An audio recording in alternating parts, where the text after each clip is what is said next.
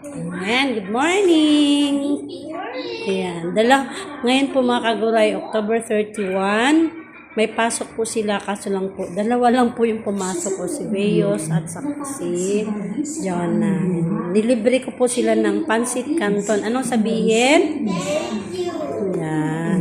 So, dalawa lang po sila mga kagurong pumasok. So, ayan din po yung aking kanton.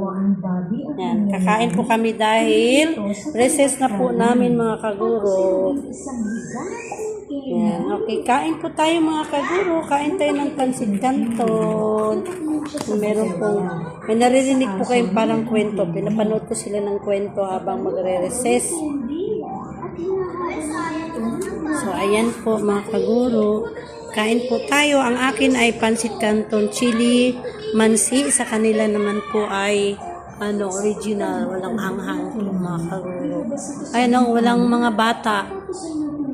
Yan. Sila lang po talagang dalawa pumasok mga kaguro.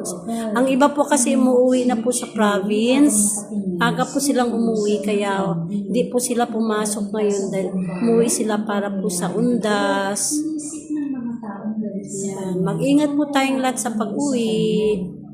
So, ayan po mga kaguro, kain po tayo.